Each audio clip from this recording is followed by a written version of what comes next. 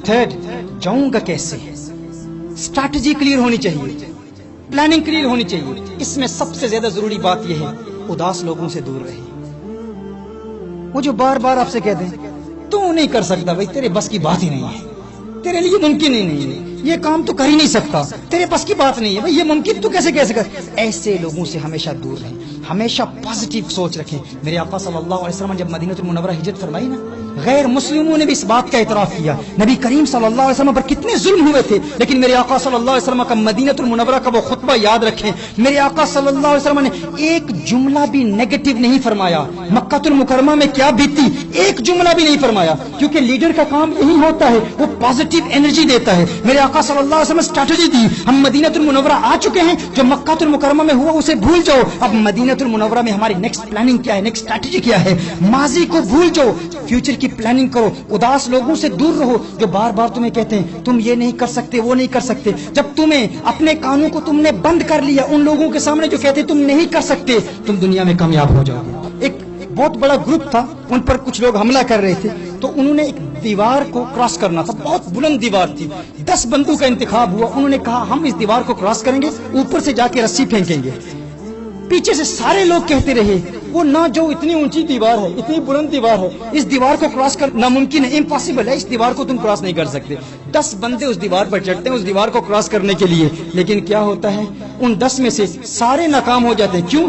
पीछे सब लोग कह रहे हैं ना जाओ, नहीं कर सकते, ये दीवार बहुत ऊंची है, लेकिन एक बंदा ऊपर चला जाता है, ऊपर से रस्सी फेंकता है, उन सब की जिंदगी बचा लेता है। वो सैकड़ों लोग जो दीवार को क्रॉस करना चाहते थे उनको वो बचा लेता है, क्रॉस कर, सब उसका शुक्रिया अदा कर रहे हैं कि तेरा शुक्रिया, तूने हमें बचा लिया। जब शुक्रिया अदा करते हैं तो देखते हैं वो जवाब नहीं देता। क्यों जवाब नहीं देता? वो बहरा था।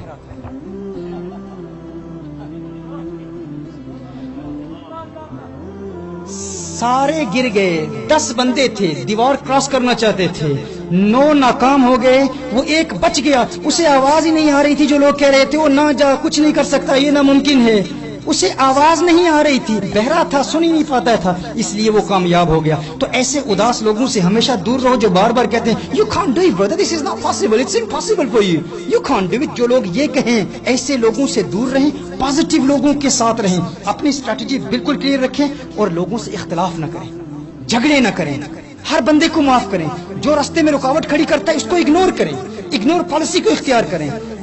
ये दुनिया अपॉर्चुनिटीज की दुनिया है, याद रखें कोई किसी का दुश्मन नहीं होता, हमारे नजदीक कोई किसी का दुश्मन नहीं होता, हम इसको कंपटीशन के खाने में डाल देते हैं। स्ट्रेस ले ही ना, फलां ने दुश्मनी कर दी, फलां ने अटैक कर दिया। ये अक्सर कहते हैं कोई भी कंपटीशन में तू बड़े बाप का, तू बड़े बाप का, कोई झगड़ा करे, रुकावट खड़ी करे, भाई तू बड़े बाप का, तू जा। ये दुनिया अपॉर्चुनिटीज की दुनिया है, आपको हर तरफ अपॉर्चुनिटीज मिलेंगी। अगर कोई रास्ते में रुकावट आ जाए, कोई चट्टान आ जाए, तो चट्टान बन के चट्टान का मुकाबला करोगे तो जख्मी हो जाओगे। वो चट्टान अगर तुमने तोड़ भी दी तो उस चट्टान के आगे और चट्टान भी होगी, और भी बड़े बड़े रॉक्स होंगे। चट्टान न बनो, पानी बन जाओ।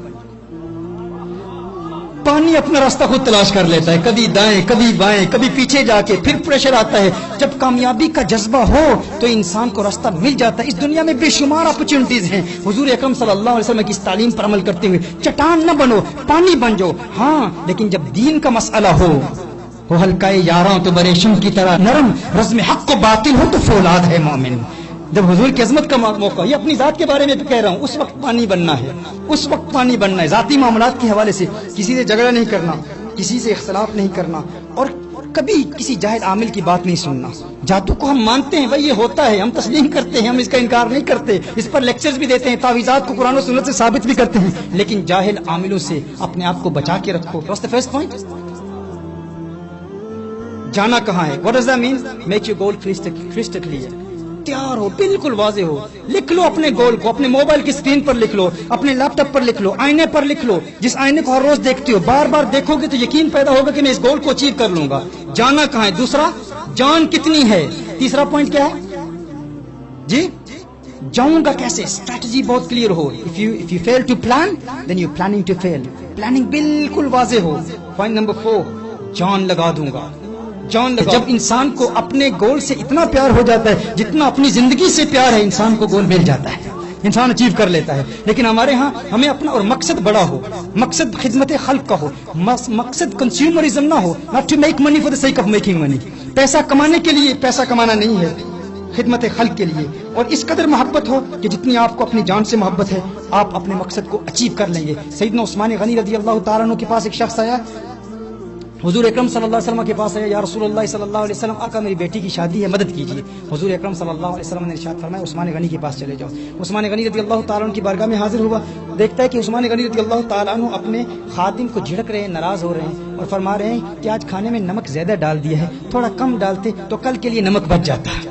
وہ حیران ہو گیا کہ خادم کو نمک کی وجہ سے جھڑک رہے ہیں اور میری بیٹی کی شادی کے لیے مدد کریں گے، یہ کیسے ممکن ہے؟ حضور اکرم صلی اللہ علیہ وسلم کے پاس پھر واپس چلا جاتا ہے. حضور نے ارشاد فرمایا نہیں، پھر عثمان غنی کے پاس جاؤ. پھر سیدنا عثمان غنی رضی اللہ تعالیٰ عنہ کی بارگاہ میں حاضر ہوتا ہے، حاضر ہو کے عرض کرتا ہے، دیکھتا ہے سیدنا عثمان غنی رضی اللہ تعالیٰ عنہ پھر ایک خادم کو جھڑک رہے ہیں، ناراض ہو رہے ہیں، فرما رہے ہیں کہ آج تو نے چراغ میں تیل زیادہ ڈال دیا، کم ڈالتا تو کل کے لیے کچھ تیل بچ جاتا، کل کے لیے کچھ تیل بچ جاتا.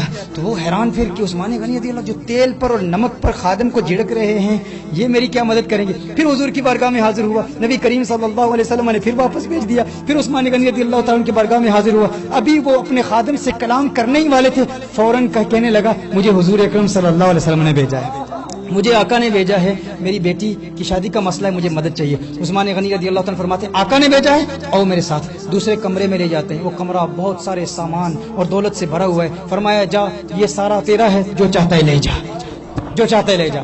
وہ حیران پریشان کہ یہ کیسے ہوا؟ نمک پر جھڑکنے والا اور تیل کے لیے غصہ کرنے والا یہ کہہ رہا ہے کہ سارا کچھ لے جا. عثمان غنی رضی اللہ تعالی عنہ نے اس کی آنکھوں میں ابھرتا ہوا سوال دیکھ لیا. فرمایا تو یہ سوچ رہا ہے کہ میں جو نمک پر جھڑک رہا تھا اور تیل کے لیے جھڑک رہا تھا آج سب کچھ دے رہا ہوں؟ تو یاد رکھ دنیا یہ کہتی ہے کہ یہ دولت عثمان غنی کی دولت ہے، دنیا یہ کہتی ہے کہ یہ دولت عثمان غنی کی ہے، کہ میری اپنی کمائی ہوئی دولت ہے، ہر چند کے میں نے کمائی ہے. لیکن جب حضور اکرم صلی اللہ علیہ وسلم کا کلمہ پڑا ہے اب میری دولت نہیں رہی ہے، اب میں اس دولت کا محافظ ہوں، حفاظت کرتا ہوں. اور حفاظت کرنے والا نوکری کر رہا ہوتا ہے. جو کسی کے گھر میں نوکری کرتا ہے اپنے اوپر ضرورت سے زیادہ استعمال کرنے کو حرام سمجھتا ہے. اگرچہ میری دولت ہے لیکن میں اپنی ذات پر ضرورت سے زیادہ استعمال نہیں کرتا، نمک بھی زیادہ استعمال نہیں کرتا، تیل بھی زیادہ استعمال نہیں کرتا. لوگ کہتے ہیں عثمان کی دولت ہے، لیکن جب سے امتی ہوا ہوں میری ساری دولت حضور کی ہے.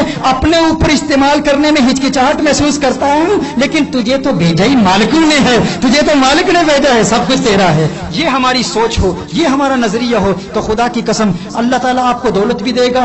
آپ اگر ملٹی ملینئر بننا چاہتے ہیں آپ بن سکتے ہیں، کبھی احساس کمتری کا شکار نہ ہوں. یہ 4 قانون، یہ 4 اصول، یہ 4 ضوابط یاد کر لیں اور ان پر عمل اس لیے کریں تاکہ ان پر عمل کر کے ہم دین اسلام کی خدمت کریں گے، نبی کریم صلی اللہ علیہ وسلم کی تعلیمات کا پرچار کریں گے، حضور اکرم صلی اللہ علیہ وسلم پر کیے گئے اعتراضات کا جواب دیں گے، دین اسلام کی انسٹیٹیوٹس کھولیں گے، دین اسلام کے مراکز کھولیں گے، آقا کی عظمتوں کے ترانے الاپیں گے. یہ فکر ہو، یہ سوچ ہو. اور پھر اس دوران جو ہمارا ایک مکمل نصاب ہے ایک سکسیسفل بزنس مین بننے کے لیے، جو مکمل ٹیچنگز ہیں ہماری، اپنے بچوں کی تربیت کیسے کرنی ہے، اچھا اسٹوڈنٹ کیسے بنانا ہے، اچھا بیٹا کیسے بنانا ہے، حضور اکرم صلی اللہ علیہ وسلم کی تعلیمات پر عمل کرنے والا کیسے بنانا ہے، اور حضور اکرم صلی اللہ علیہ وسلم کا عاشق کیسے بنانا ہے. خدا کی قسم ہم نے اگر سب کچھ کما لیا لیکن حضور کا عشق نہ کما سکے، اپنی اولاد کو اگر ہم حضور کے عشق کی دولت نہ دے سکے تو کچھ بھی نہ دے سکے.